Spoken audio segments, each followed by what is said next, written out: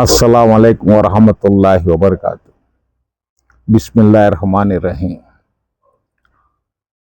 फिर मुसलमानों के साथ बेवफाई। गुज़िश्ता रमज़ान में चंद्रबाबू नायडू को इफ्तार दावत की पार्टी दी गई। नेल्लूर के विजयवाड़ा के मुसलमानों ने फूल पहनाए गए। आप आए खुशी से, मुस्लिम हजरात भी बहुत खुशी खुशी उनको फूल पहनाए और उन्होंने वक्फ बिल के साथ पूरा पूरा मैं इंसाफ करूंगा ऐसे इस तरीके से वादे करे और उसके बाद वादे करने के बाद वो चले गए। जब पार्लियामेंट में बिल पेश किया गया तो बाबू साहब एक दो तरमीम के लिए कहा गया। तरमीम हुआ या ना हुआ वो तो नहीं मालूम, लेकिन उन्होंने मरकजी हुकूमत के मुआफिक में अपना वोट दे दिया या उस बिल की उन्होंने गारंटी दे दी। हाजरीन, आपने सुना होगा सियासी लीडरों के वादे पानी के बुलबुलों की तरह होती हैं। एक दौर था बाबू साहब निडर, बेबाक और मुख्तलिफ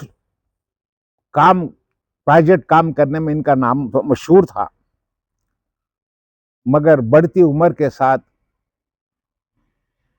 उनका दिमागी तवाज़ुन भी शायद कमजोर होता जा रहा है। इनके अंदर भी फिरकावारियत, मजहबी तंग नजरी नजर आती है। कांग्रेस पार्टी से हाथ मिलाया, जब नाकाम हुए इस नाकामी का ठीकरा कांग्रेस के सर फोड़ दिया। दोबारा बीजेपी से हाथ मिलाया, जब नाकाम बीजेपी से हाथ मिलाया, इख्तिदार में आए। इख्तिदार में आने के बाद कुछ बातों पर तल्ख बातें होने के बाद बीजेपी पार्टी को भी दूध की मक्खी तरह निकाल फेंका। दोबारा 24 में बीजेपी को गले लगाया। इस मर्तबा उन्होंने पवन कल्याण को साथ लिया। गोया पवन कल्याण एक पुल की तरह चंद्रबाबू नायडू को के साथ काम किया। अवाम को मुख्तलिफ वादे,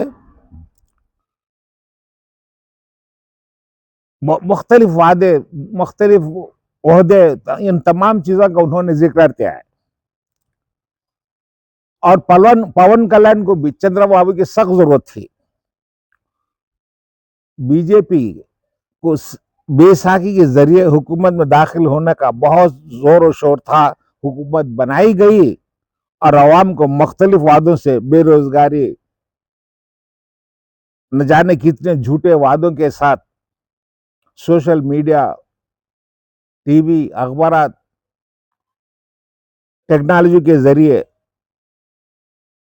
सहारा लेकर हुकूमत बनाई गई। बाबू साहब और नीतीश कुमार मरकजी हुकूमत के लिए बेसाखियों का सहारा बने। जब तक मरकजी हुकूमत इन दोनों का साथ रहा तो मरकजी हुकूमत चलती रहेगी। जिस दिन नीतीश कुमार, बाबू साहब अपनी बेसाखियां या अपना सपोर्ट निकाल ले तो मरकजी हुकूमत का गिर जाना यकीनन है। याद रखिए, मोदी भी गुजराती है। वो कच्चा खिलाड़ी नहीं है कि वो ऐसा खिलाड़ी है जो 54 देकर हमसे 1 रुपया वसूल करने वाला है। ऐसा लगता है बाबू साहब की भी कुछ मजबूरियां हैं,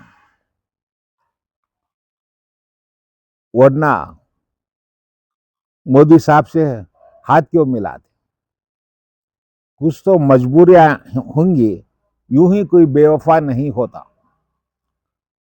नाज़रीन किराम, शायद आप मेरी इन बातों से मुत्तफिक हो या ना हो, हम में से सियासी पार्टी के, जो भी सियासी पार्टी के पीछे 2-3 मुस्लिम हजरात नजर आते हैं।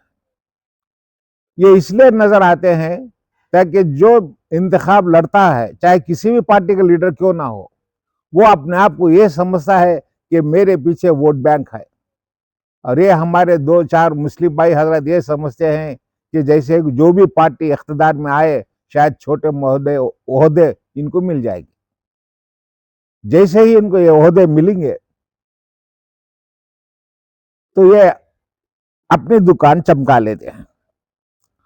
सच तो ये है, आज तक इन माइनॉरिटी लीडर ने किसी माइनॉरिटी को कुछ भी भला नहीं किया, बस ये अपनी दुकान चमका लेते चले जा रहे। याद रखिएगा, आने वाले दिनों में बीजेपी पवन कल्याण के जरिए पूरी रियासत में पैर फैलाती जा रही है। ये ऐसी आग है जो पूरी रियासत को अपनी आग में लपेट लेगी और हम सब झुलस जाने का अंदेशा है।